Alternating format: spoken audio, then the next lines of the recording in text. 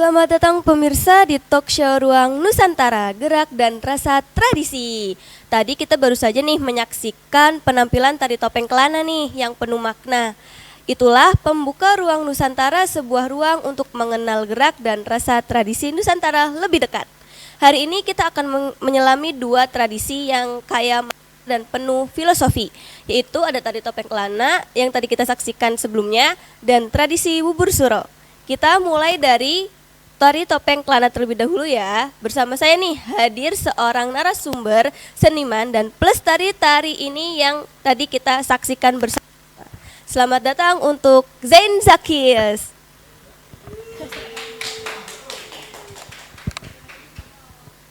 Oke, duduk ya. Tadi keren banget penampilannya.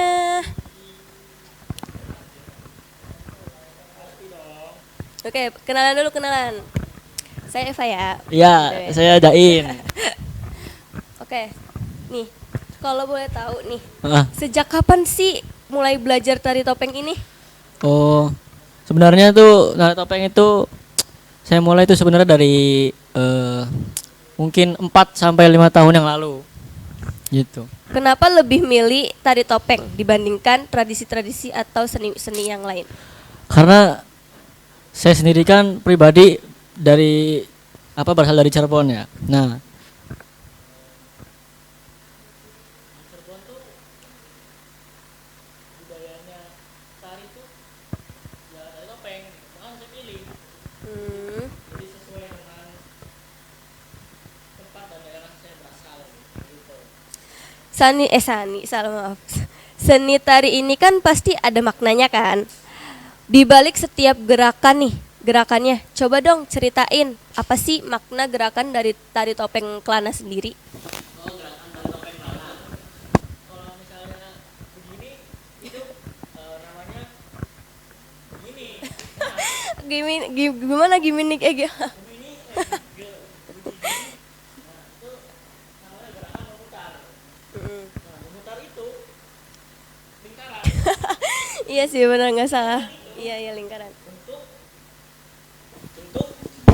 Bentuk apa nggak tahu lah, pokoknya lingkaran, bentuknya bulat.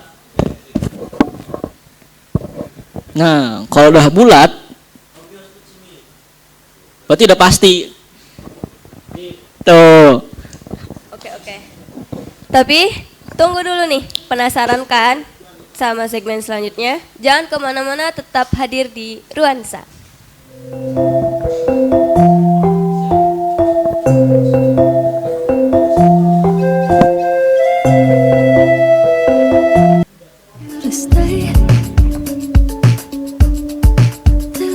Duh, pengen deh masuk ke sekolah ini. Tapi masuk jurusan apa ya?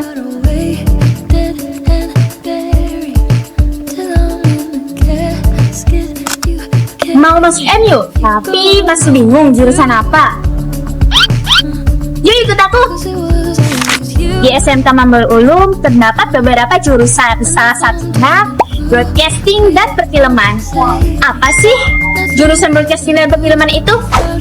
Broadcasting dan perfilman merupakan jurusan yang terkait dengan dunia penyiaran dan produksi film.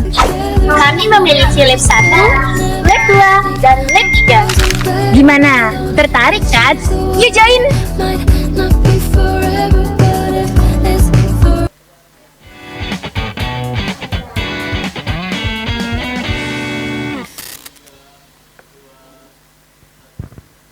Oke pemirsa, selamat datang kembali di Ruansa. Sekarang kita masuk ke lebih dalam lagi gerak, makna, topeng, dan musik tari Kelana. Nah, bisa dijelasin nggak nih Zain? Apa yang digambarkan dalam tari topeng Kelana sendiri? Tari topeng Kelana itu kita menari dengan menggunakan topeng. Nah, tari topeng tersebut berasal dari daerah Cirebon. Nah, Cirebon itu ada di Jawa Barat. Nah, Jawa Barat itu ada di Indonesia. Oke. Nah, Indonesia terdiri dari pulau Jawa, Sumatera, Kalimantan, Papua, ya, sama udah. Oke. Nah, begitu. Kalau boleh tahu nih, siapa sih tokoh yang digambarkan dalam dari tari topeng Kelana tersendiri? ada Arjuna, Krishna, Bima, terus Nazril sama Fahmi. Itu 5 karakter tokoh yang ada di dalam Topeng Kelana. Oke. Nah, kenapa sih dalam setiap gerakan tari topeng kelana itu cenderung tegas dan penuh makna? Karena kenapa tegas?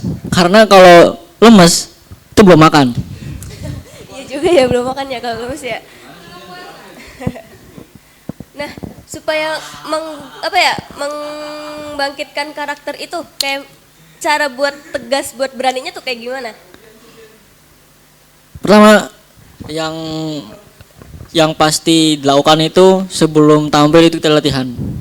Latihan semaksimal mungkin, kemudian dijaga kesehatannya, stamina pun disimpan untuk nanti hari H biar ketika hari H berlangsung itu nggak lemes atau nggak wah udah lemes nih capek ini.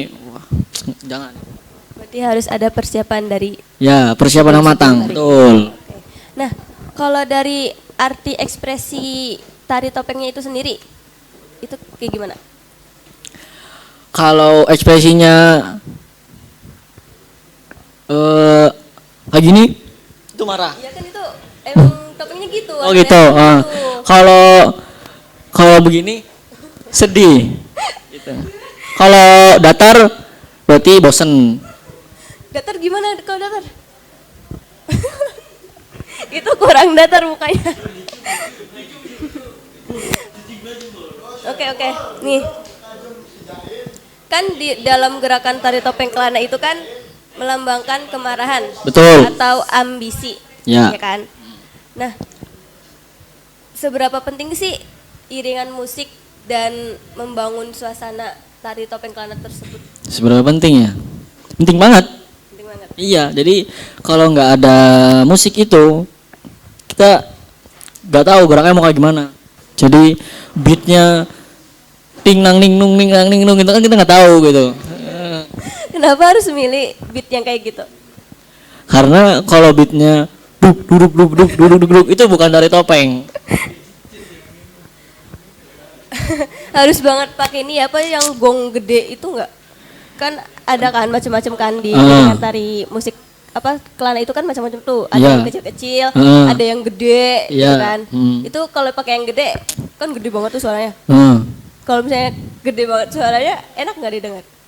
Yang gedenya aja, yang kecil-kecilnya enggak gitu. Oh, kalau yang gede nanti disangkanya beduk maghrib. Oke. Pakai yang kecil. Oke. Nah, pesan moral apa nih yang Zain ingin sampaikan melalui tari topeng kelana? Mari bersama-sama kita sebagai anak-anak muda, janganlah kita membiarkan lestari atau apa, jangan membiarkan budaya kita khususnya di daerah Cirebon ini itu hilang ditelan masa gitu. Seiring berjalannya waktu semua udah beralih ke dance modern itu kan, kemudian yang tradisional dilupakan kan, itu jangan sampai lah. Jadi marilah kita bersama-sama melestarikan tari topeng kelana agar terus ada sampai kita mempunyai cucu nanti di depan gitu. Nah, gimana nih membangun energi sejak awal dalam kemunculan di panggung? Energi awal mau naik panggung ini, mau tampil. Iya, mau tampil. Apanya? Energinya disiapin atau gimana tuh? Iya semacam kayak gitu, kayak ada kan perasaan kayak aduh grogi, terus kayak aduh bisa nggak ya gini. Kayak Oh, itu pasti ada. ada kesalahan nggak waktu pas tampil, kayak salah gerakan atau apa gimana gitu? Biasanya tuh salah gerakan. Karena biasanya itu biasanya gini, salahnya tuh ketika latihan kan suaranya itu kan kita pakai sound musik sendiri kan. Kemudian ketika di panggung itu bukan punya kita. Jadi tuh ketika ini ternyata ada irama atau beatnya, ih kok beda. Jadi ya salah begitu. Oke. Oke. Nah, di segmen berikutnya nih bakalan ada momen-momen yang tak terduga lagi atau pertanyaan-pertanyaan yang lebih menarik lagi nih. Nah, dari gerak dan topeng dan musik, kita bisa merangkai karakter Kelana seolah hidup nih di masyarakat. Di segmen berikutnya, kita akan membahas bagaimana tari ini dipertunjukkan di masyarakat dan upaya pelestariannya seperti apa sih. Jadi tetap bersama kami di Ruansa.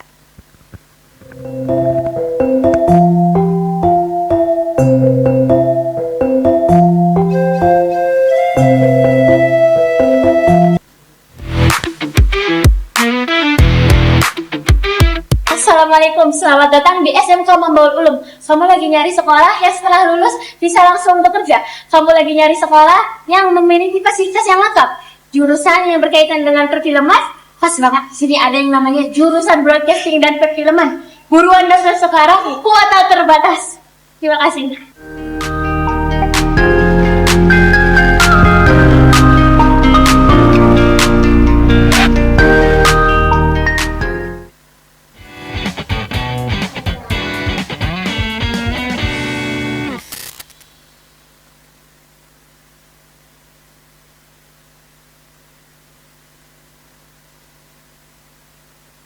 Oke, selamat datang kembali nih pemirsa. Sekarang kita masuk ke segmen tentang fungsi dari tari topeng Kelana dan upaya pelestariannya seperti apa sih? Langsung kita tanya-tanya aja ya ke narasumbernya langsung. Nah, Zain, kalau Ya, boleh tahu nih, apa sih fungsi utama dari tari topeng Kelana dalam masyarakat tradisional? fungsinya ya. Jujur, jujur tari topeng Kelana ini fungsinya banyak. Apa aja tuh? Kalau dalam masyarakat itu kita bisa memberikan pengetahuan atau memberikan sepercik sejarah bagaimana leluhur kita menggunakan tarian ini sebagai menjadi seperti itu. Kemudian gerakan tari juga kan bervariasi. Ada yang begini, ada yang begitu. Nah, kadang tuh kita bergerak harus tegas dan bertenaga. Itu mengeluarkan kalori dan keringat dan effort. Nah, itu biasanya bisa membentuk ketangkasan motorik. Nah, itu seperti itu. Oke. Nah, apakah nih tari topeng Kelana sendiri tuh memiliki fungsi ritual atau upacara tertentu? Tarian butuh upacara atau ritual ya? Jujur selama ini saya melakukan tari topeng belum ada ritual apapun. Karena biasanya kita itu tari topeng Kelana itu bisa dipanggil ada acara misal acara apa sih? Kayak ya pokoknya acara tradisional gitu, teater tradisional biasanya kita dipanggil kemudian ya langsung tampil aja gitu. Kayak event-event gitu ya? Ya begitu. Betul. Nah, tarian ini sendiri nih berfungsi sebagai hiburan atau media pendidikan moral? Dua-duanya ada. Dua-duanya ada. Ya ada hiburan juga.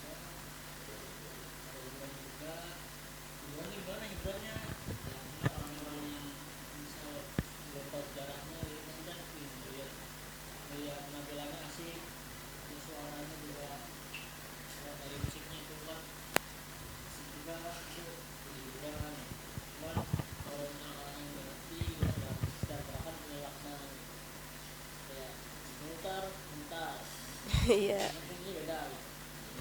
Nah, jadi dua-duanya masuk ya?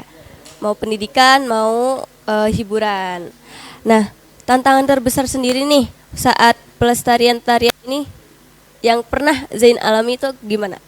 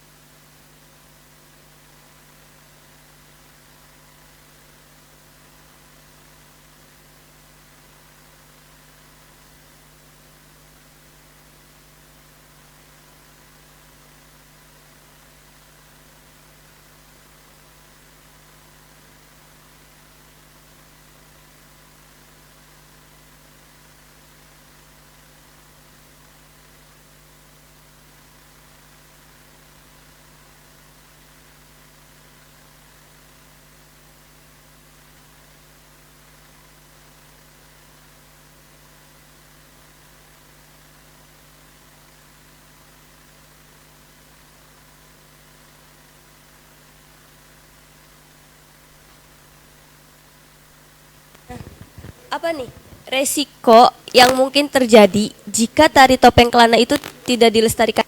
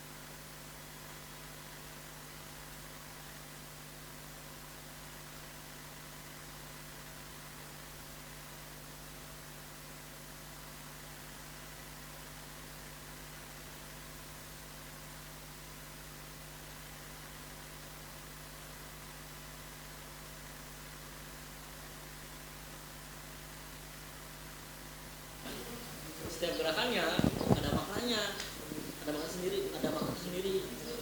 Karena kan biasanya modern kan ya yang penting asik, tapi kalau tradisional itu setiap gerakan ada maknanya. Jadi ya daripada kalian daripada sih mungkin ya kalau kalian mungkin penasaran juga gitu kan, karena setiap gerakan ataupun pelurusan dari tangan ataupun kaki itu kan ada maknanya. Ya, pasti kalian kan penasaran kan. Nah, makanya kalau mau tahu join gitu. Belajar, ayo kita melestarikan bareng-bareng. Oke, terima kasih nih Zain informasinya. Nah, pemirsa, dari topeng Kelana bukan sekedar hiburan saja nih. Ia adalah pelajaran hidup yang bisa kita tiru. Di segmen berikutnya kita akan beralih ke tradisi kuliner nih pemirsa. Pasti kalian semua pada tahu apa ini. Nah, dan kuliner ini tuh juga serat maknanya nih, yaitu ada bubur suro. Siap-siap nih pemirsa untuk menyelami cerita dan rasa bubur suro di segmen berikutnya.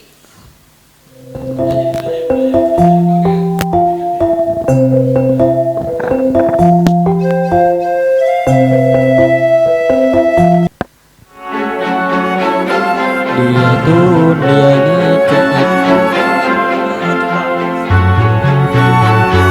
Who are you? Aku broadcast dari jurusan SMK Mambau. Terus mau kamu apa? Aku mau kamu masuk ke jurusan broadcasting dan perfilm. Oke, aku akan percaya kamu dari SMK Manggolo. Gimana? Tertarik kan? Yuk join!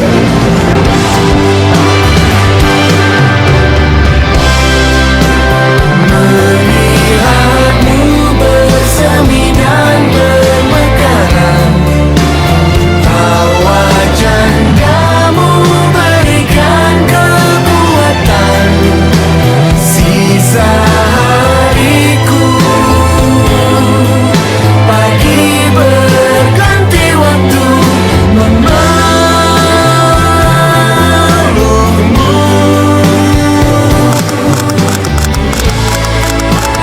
Kita akan tua dan kehilangan pegangan. Ini sumbernya siapa?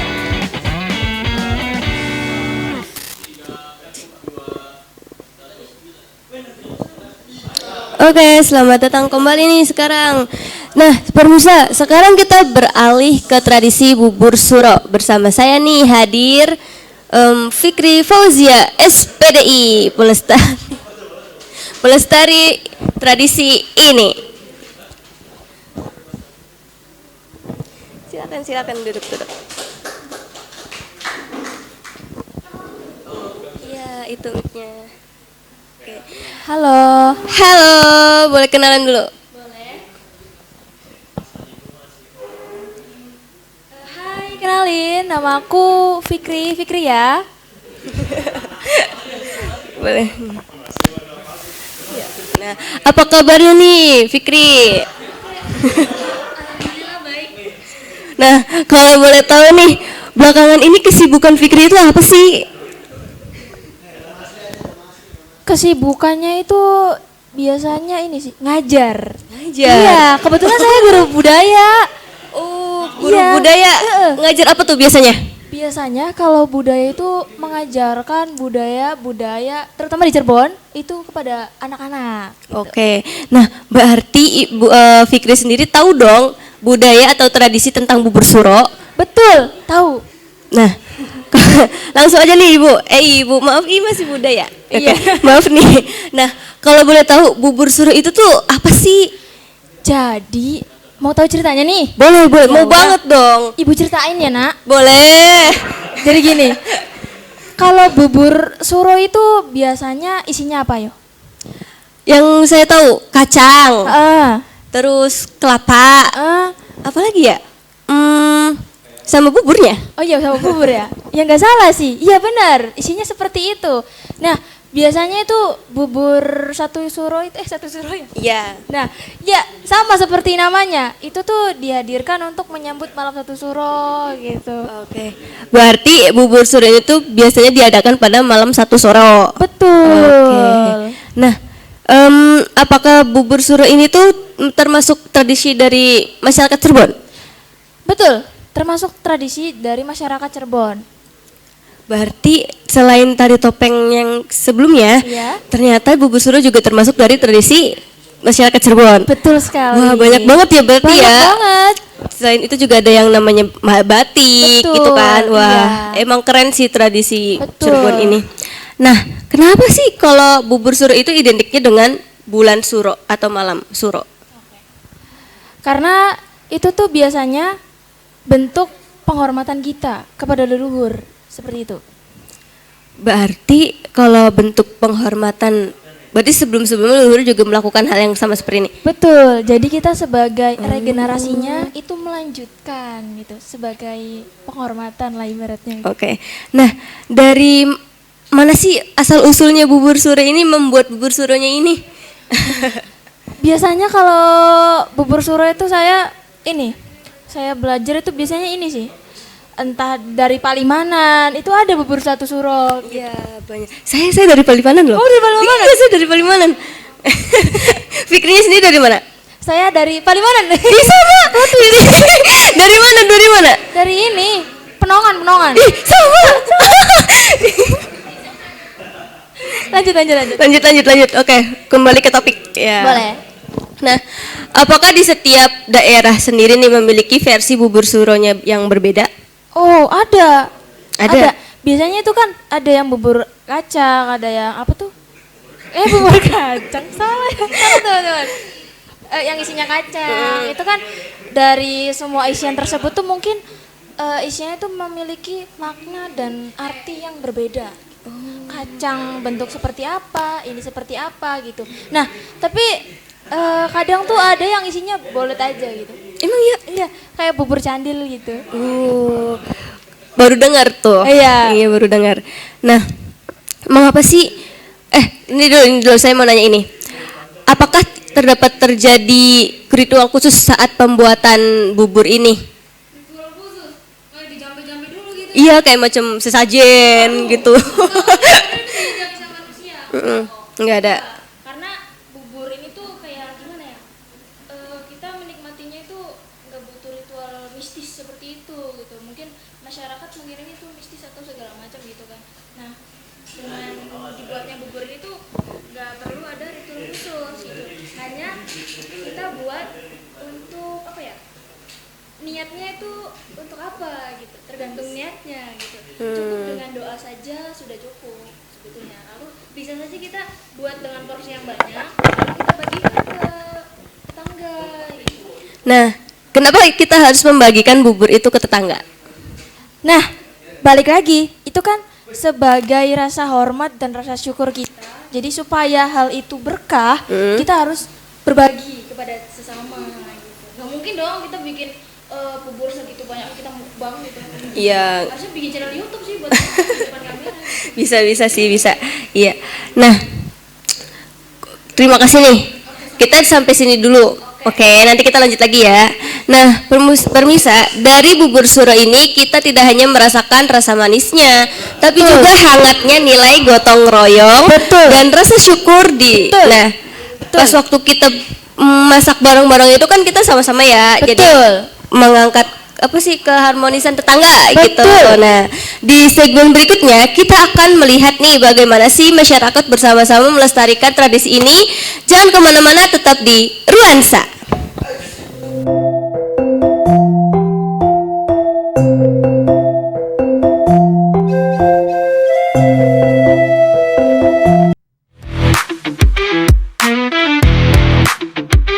Assalamualaikum, selamat datang di SMK Mambaul Ulum. Kamu lagi nyari sekolah yang setelah lulus bisa langsung bekerja. Kamu lagi nyari sekolah yang memiliki fasilitas yang lengkap. Jurusan yang berkaitan dengan perfilman, pas banget. Sini ada yang namanya jurusan broadcasting dan perfilman. Buruan daftar sekarang, kuota terbatas. Terima kasih.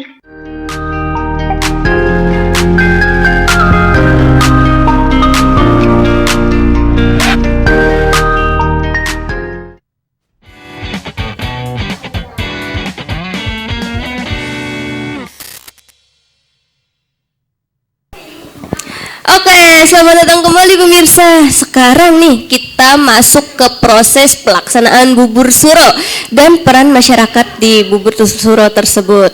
Nah nih Fikri, Gimana? siapa aja sih yang terlibat dalam tradisi ini? Bagus, ini pertanyaan yang bagus banget ya. Biasanya kalau ada seperti ini tuh siapa aja sih yang terlibat? Nah, Betul. biasanya yang terlibat itu yang peran utamanya itu masyarakat Cirebon. Oh, masyarakat lokal gitu ya. Oke. Kalau anak-anak bisa ikut nggak? Kalau anak-anak ya daripada ngeribetin ya, mending gak usah ikut campur gitu kalau anak-anak ya. Masih Ini mah- mending, Iya, circle-nya ibu-ibu aja yang masak gitu. anak muda gitu? Anak muda boleh lah, gak terlalu ribet gitu. Tapi anak mudanya cuman nyicipin aja. Ya gitu. ngicipin sama ngebagiin gitu. Oke, iya. Karena kan kita juga belum tahu ya resep-resep gimana. Betul. Karena kan itu resepnya turun temurun gitu ya. Jadi tuh pembuatan ini tuh bukan sembarangan gitu. Betul. Harus Karena punya skillnya gitu. iya, karena Oh. setiap bubur ini tuh memiliki ciri khas dan cita rasa yang berbeda. Gitu. Wah, asik. Nah, apakah nih tradisi ini tuh masih rutin dilakukan di sekitaran Cirebon?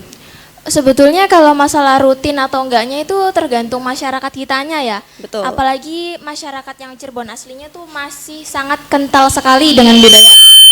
Sangat kental sekali dengan budaya tersebut gitu. Tapi mungkin kalau misalkan masyarakat lokal yang pindahan yang tidak terlalu mengerti tentang budaya, mungkin tidak terlalu mementingkan hal tersebut gitu. Kayak ya udah gitu ya. Iya ya udahlah. Nggak tahu asal usulnya Iya. tapi biasa aja gitu. Kayak- Tinggal nerima aja Betul. gitu ya. Oke. Nah, Ibu Fikri sendiri nih, Gimana? pernah kan ya buat ya? Pernah. Pernah. Itu tuh biasanya buat berapa porsi? Biasanya kalau beberapa porsinya itu kita harus menyesuaikan berapa budget kita ingin membagikannya gitu. Kalau misal cukup nih 20 orang aja gitu, ya udah bikin 20 porsi gitu. Nah, 20 orang itu tuh kayak keluarga-keluarga sendiri atau sekitar rumah tetangga Nah, gitu? biasanya kalau seperti itu tuh tetangga sih. Tetangga. Iya. Nah, bisa dijelasin nggak gimana sih awal proses pelaksanaan bubur suro di desa-desa itu? Awal mulanya itu gimana ya?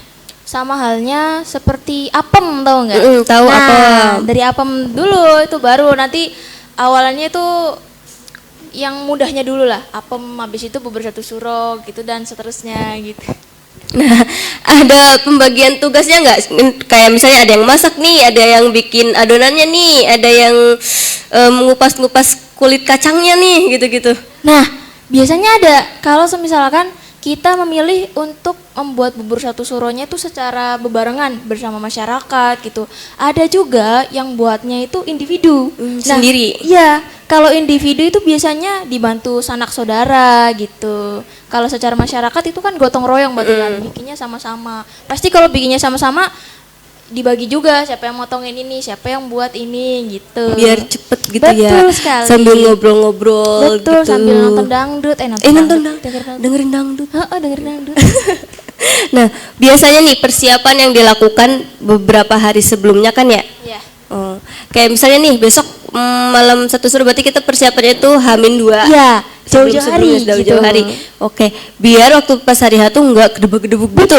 Betul banget. Oke. Iya. Ternyata Iya. Oke. Oke, nah terima kasih untuk informasi tentang bubur suro, tradisi bubur suro yang ada di Sama-sama. Cirebon, dan plot twistnya kita sama-sama orang Cirebon, Betul, sama-sama Palimanan, sama-sama sama-sama Panongan, ya kan? Cuman kita nggak tahu aja, nggak pernah ketemu, Betul. gitu. Nah, jadi pemirsa, tradisi bubur suro mengingatkan kita bahwa kekuatan sebuah komunitas terletak pada kebersamaan dan kepedulian. Nah, segmen terakhir akan membawa kita pada pesan moral dan pelestarian tradisi ini. Pastikan Anda tetap bersama kami sampai akhir hingga selesai. Bye-bye.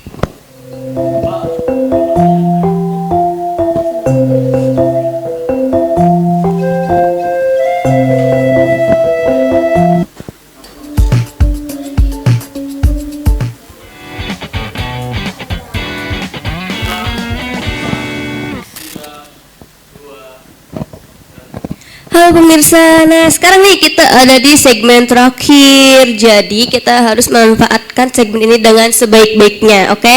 Nah, untuk kalian yang baru datang nih, baru join apa gimana, nanti kalian bisa lihat di video-video entah itu di YouTube atau di mana ya, oke? Ada kok, nanti tungguin aja. Nah, sekarang kita langsung untuk menanyakan pesan moral dari pembuatan bubur suro tersebut, tradisi ini ya. Nah, nilai apa sih yang penting untuk dipahami generasi selanjutnya nih, kayak Gen Z gitu tuh, tentang tradisi ini? Nilai yang paling penting yang harus kita pelajari terutama di Gen Z itu apa coba? Yaitu budayanya. Budaya masyarakat Cirebon. Terutama kita para Gen Z itu penting sekali untuk belajar yang namanya budaya Cirebon gitu. Karena kan kenapa pentingnya? Karena kita akan menjadi regenerasi Selanjutnya. Jadi kita harus benar-benar membawa generasi-generasi berikutnya tuh untuk ayo kita mengenal lebih dalam tradisi-tradisi Cirebon. Betul sekali. Biar tidak punah. Betul, Oh, betul banget. oke. Nah, pemirsa, kita akan nanya lagi nih buat Fikri sendiri, harapan Fikri sendiri tuh untuk tradisi bubur ini tuh seperti apa sih untuk kedepannya gitu?